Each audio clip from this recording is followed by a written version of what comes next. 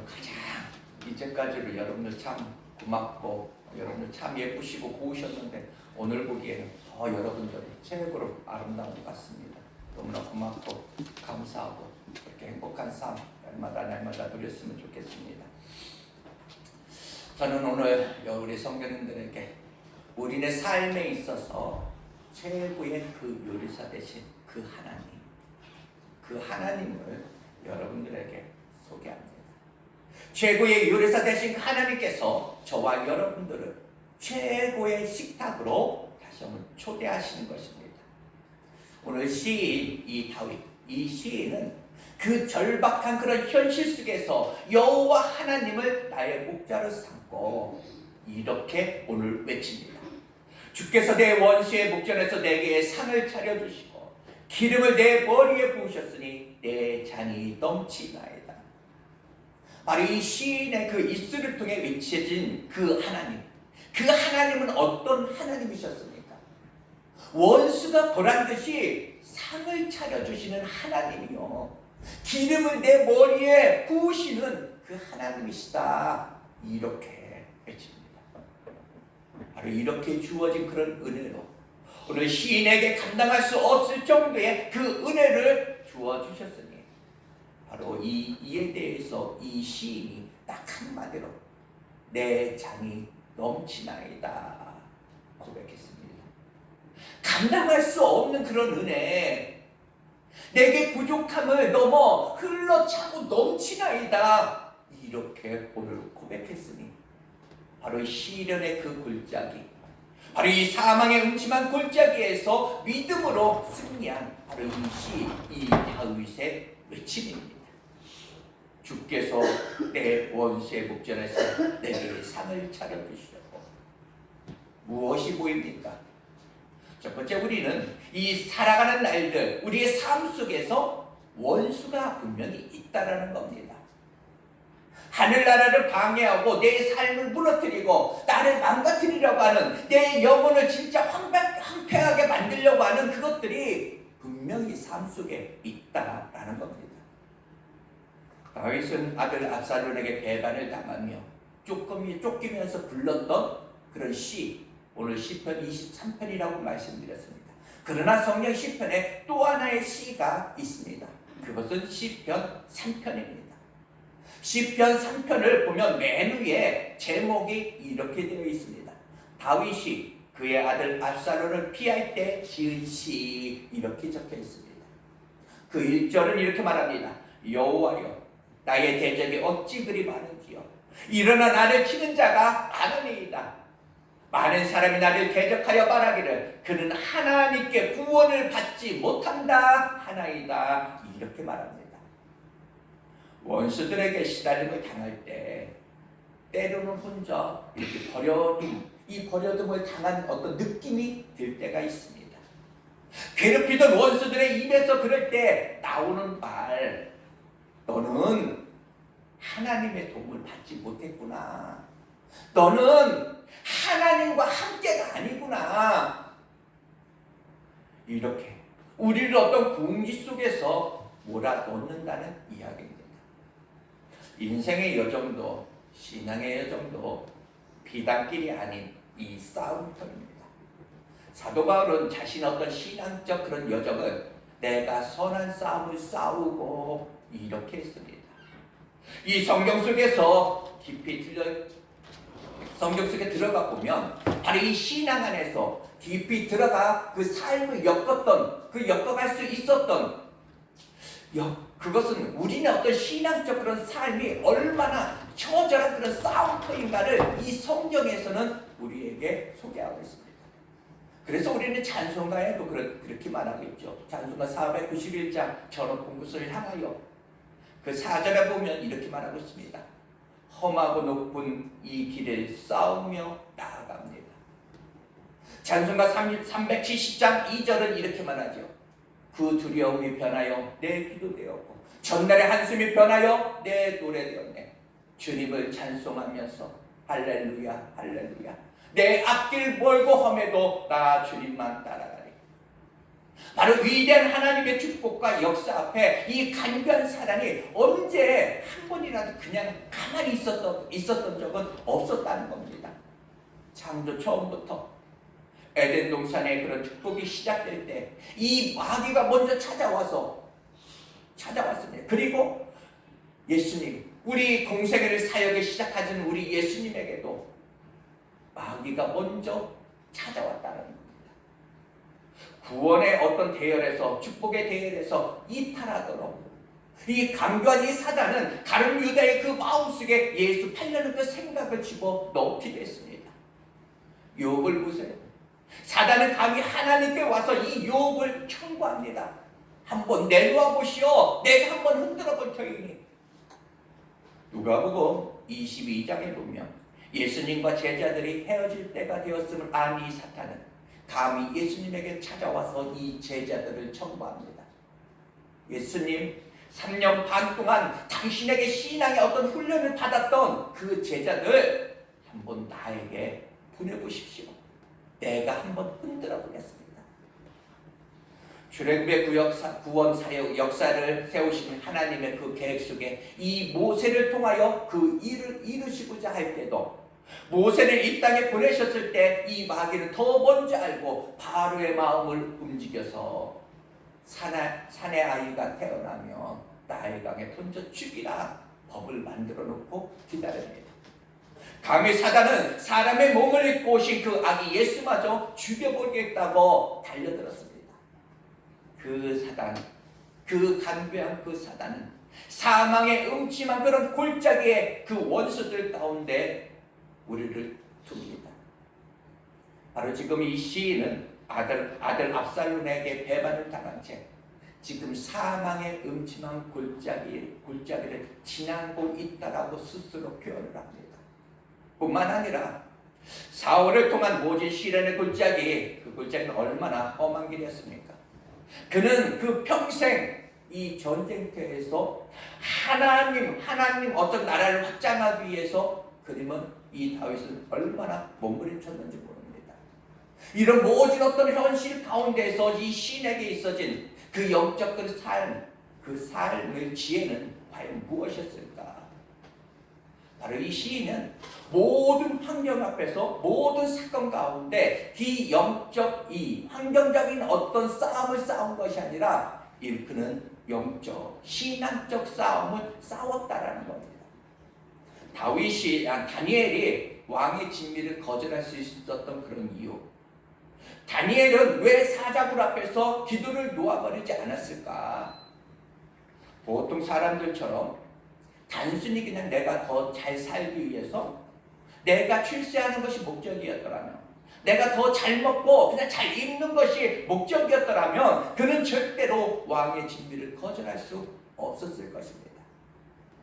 신앙 안에서, 사명 안에서 이 사자굴에 자신의 몸을 던질 수 있었던 거, 지난주에 우리는 이런 사람들을 가리켜서 세상이 감당할 수 없는 사람들이다 이렇게 점을 내렸습니다.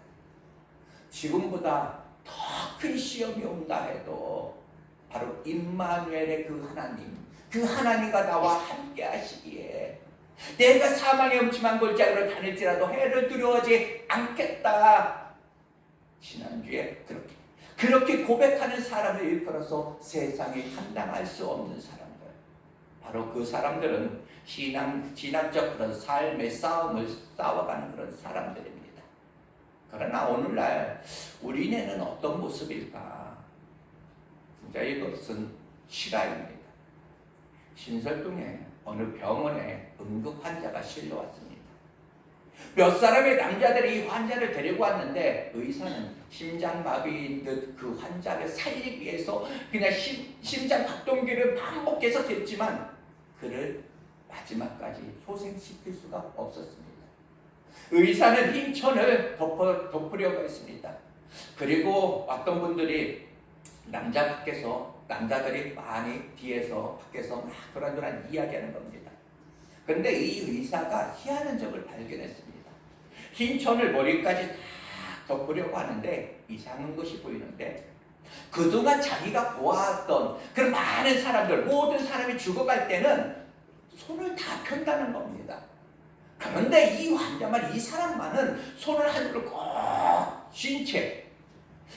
어떤 한이 있는지 그대로 쥔 채 죽어갔다는 겁니다. 그래서 이 의사가 왜 도대체 이 사람이 손을 펴지 못하고 한 손을 그렇게 움켜쥐고 있는지 그 한 손을 펴보았다는 겁니다.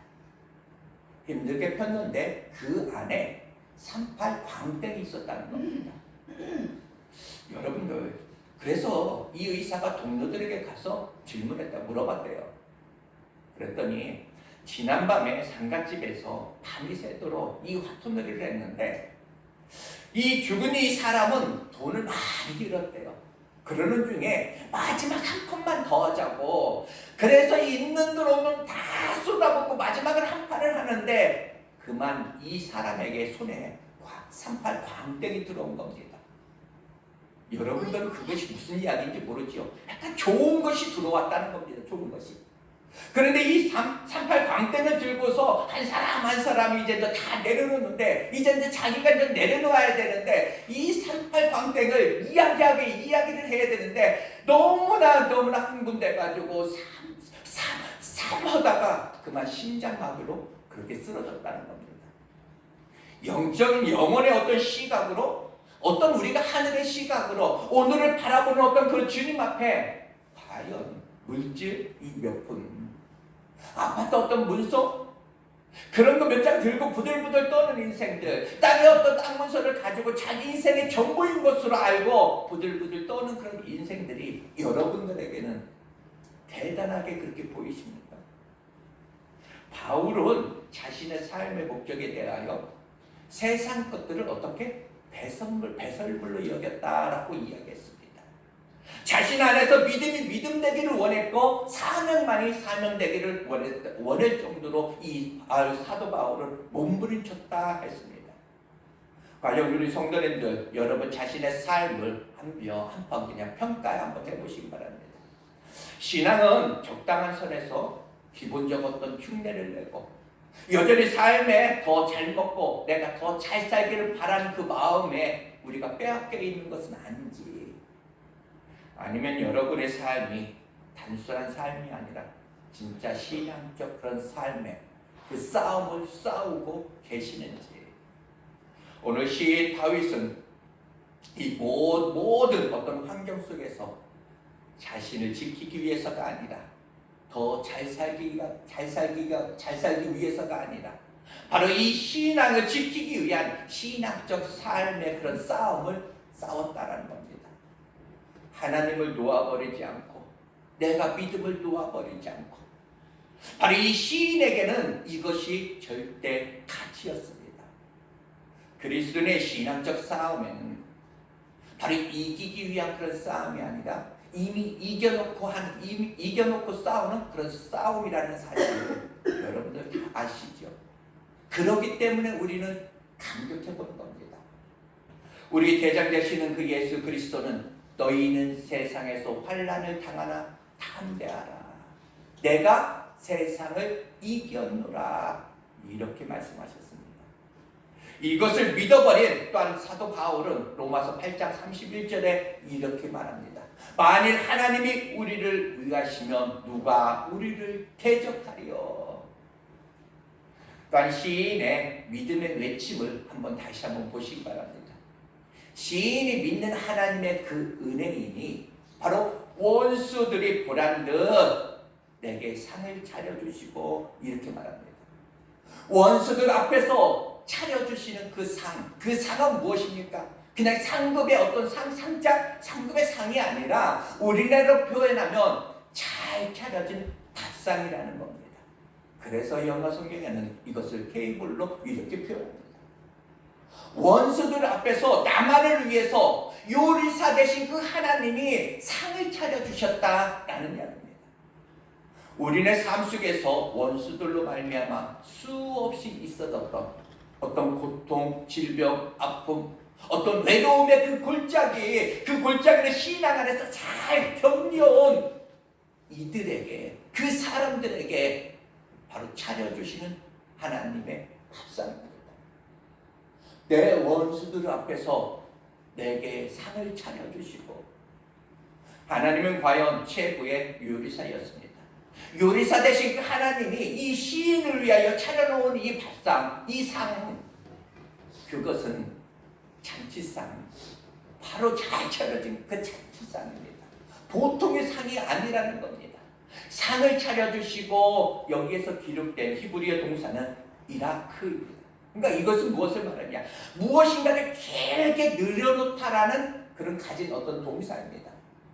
따라서 상을 차려주시고 상을 차려주고 이것은 의미는 한두 가지의 어떤 음식을 간단하게 차려진 것이 아니라 한 상, 넓은 상에 그냥 상다리가 휘어질 정도로 한 상 가득히 채워진 그 상을 말합니다. 그러니까 이 시인이 느끼는 하나님이 나만을 위해서 차려주신 그 잔치상이라는 겁니다. 시인에게 차려진 은혜의 식탁은 아무에게나 준비되지 않는 진짜 어찌 보면 최고의 그 요리사 되신 하나님이 그 하나님의 어떤 준비하신 진짜 성찬입니다. 상다리가 휘어질 만큼. 여러분들은 그런 상을 여러분들은 받아보셨습니까? 시인은 이 상을 벌려놓은 그 하나님으로부터 그 상을 받았습니다. 그런데 이게 웬일입니까?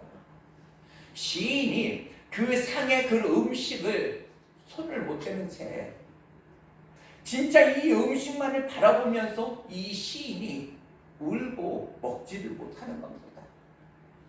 바로 최고의 요리사 되신 그 하나님이 요리하신 그 요리의 어떤 그 재료들을 보면서 이 시인이 눈물을 흘리고 있더라. 바로 시인 앞에, 이 다윗 앞에 있는 이 상, 그 상 위에 그 재료들이 여러분 무엇이었습니까? 도대체 요리사 되신 그 하나님은 무엇으로 이 풍성한 어떤 잔치상을 만들었기에 이 시인이 바로 이 음식에 손을 못 댄 채 그렇게 눈물만 흐르고 있습니다. 그 상 위에 여러분이 좋아하시는 홍어, 낙지, 소고기, 전복, 산나물 이렇게 차려진 상, 과연 그런 상이었다?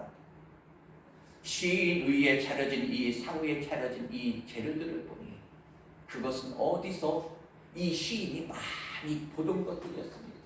어디에서? 그동안 자신이 살아오면서 원수들 앞에서 수없이 흘렸던 그런 눈물, 어떤 아픔, 외로움, 어떤 억울함들, 그 고통들이 재료가 되어서 하나님이 음식으로 만드셨다는 것. 시인은 그때 당시 그 원수들 앞에서 내가 어떤 실패의 어떤 눈물을 흘리면서 내가 오직 믿음만 내가 지키려고 했는데 요리사 되신 그 하나님이 그 눈물로 재료를 삼아서 상을 차려주셨더라. 시인은 그때 당시는 원수들 앞에서 그냥 억울했지만 오직 내가 믿음으로 참아 내가 인내했는데 그 참아 인내하려던 그것을 가지고 요리사 되신 하나님 그 손에서 그것이 재료가 되어서 상 위에 올라왔다라는 거예요.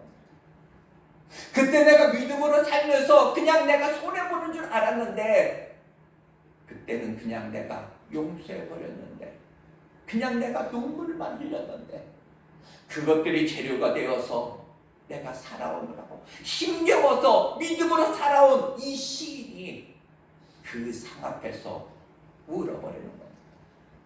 원수들이 보란 듯 상을 차려주시고 바로 이것은 하나님이 주신 바로 이 시인의 어떤 신앙적 삶, 이 다윗의 어떤 삶의 결국입니다.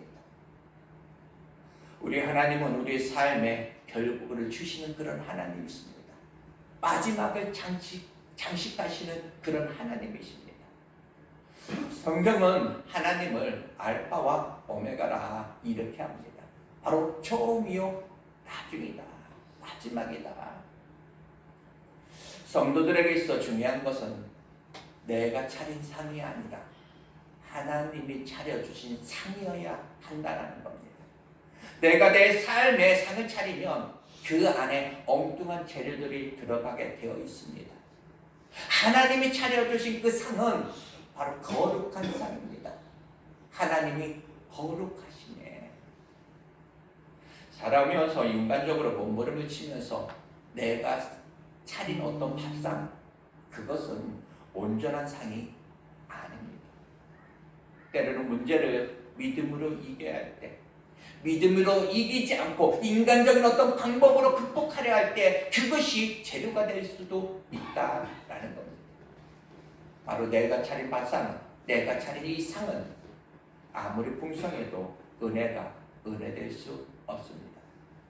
내가 내 삶을 만들어가는 것이 아니라 하나님이 만들어 가시는 겁니다.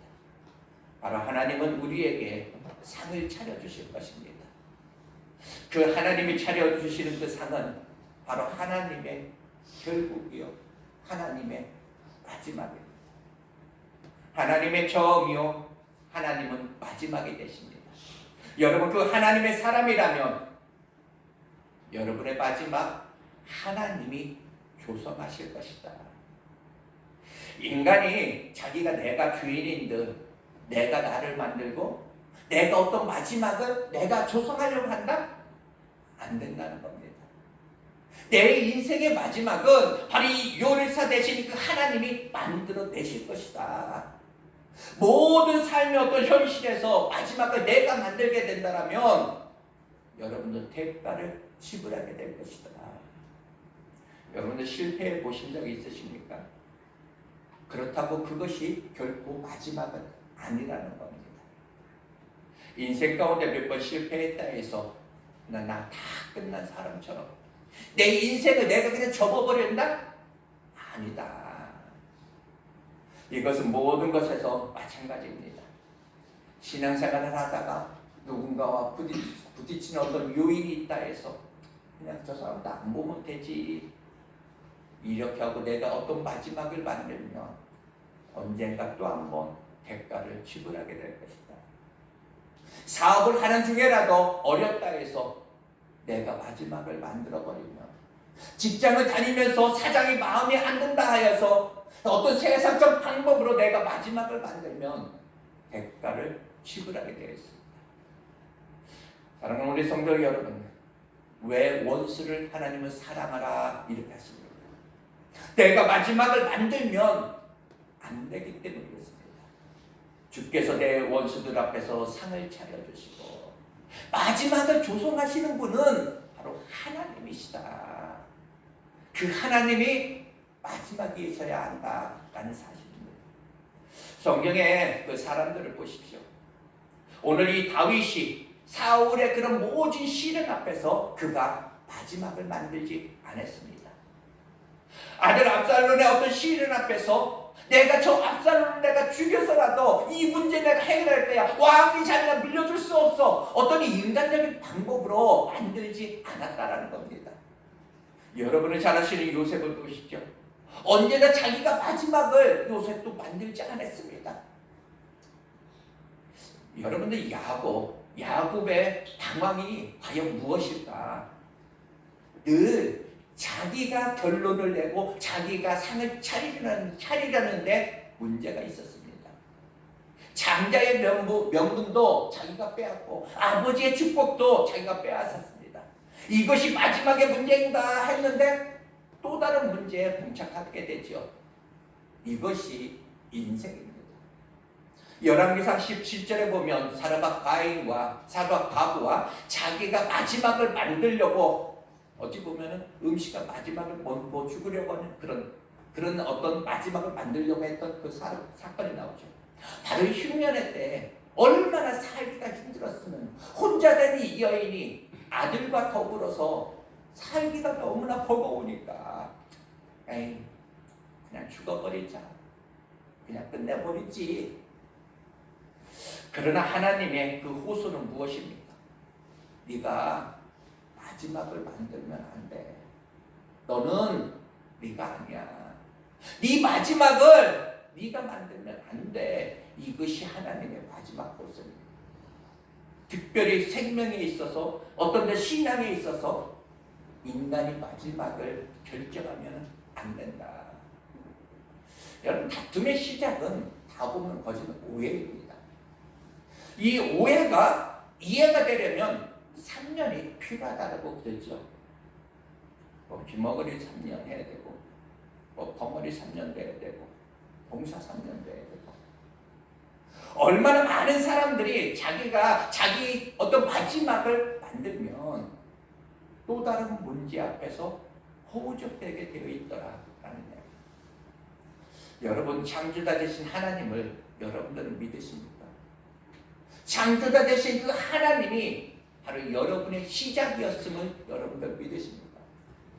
시작이 하나님이었더라면 결국도 하나님이 하셔야 한다는 겁니다. 우리 교회의 시작도 하나님이셨습니다.